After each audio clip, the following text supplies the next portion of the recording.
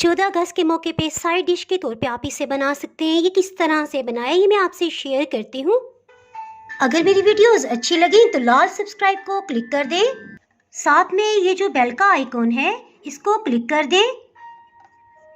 इसको क्लिक करने से आपको मेरी हर नई वीडियो का नोटिफिकेशन सबसे पहले फ्री में मिलेगा।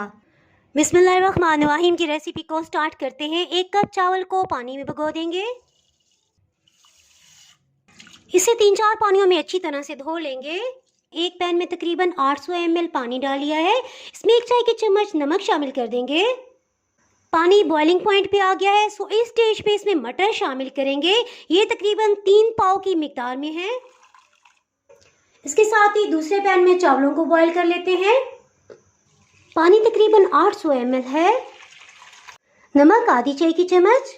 चावलों को भिगोए तकरीबन आधा घंटा हो चुका है। इसे पानी में शामिल कर देंगे। एक दफ़ा इस सबको अच्छी तरह से मिक्सअप कर लेंगे और बार बार इसमें चम्मच नहीं चलाएंगे ताकि चावल टूटे नहीं। मटर अच्छी तरह से उबल गए हैं, सो इन्हें ड्रेन कर लेंगे।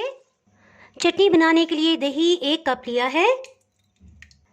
इसमें खुश्क चटनी मसाला शामिल करने से पहले अच्छी तरह से विस्क कर लेंगे ताकि इसमें किसी किस्म के भी लम्स हैं वो ख़त्म हो जाएं। आधी चाय की चम्मच ये खुश्क चटनी मसाला ले लेंगे, दही में मिक्स कर देंगे। तकरीबन 6-7 मिनट हो चुके हैं। चावल बहुत अच्छी तरह से बॉयल हो रहे हैं। इसमें 2 खाने वाले चम्मच कुकिंग ऑयल शामिल कर देंगे। इससे चावल इंशाल्लाह खिले खिले बनेंगे। चावलों को चेक कर लेते हैं। तकरीबन 9 मिनट हो चुके हैं। चावलों को जब तोड़ा जाए तो 2 हिस्सों में डिवाइड हो रहे हैं। बस पानी को ड्रेन कर देंगे और इन्हें दम लगा देते हैं।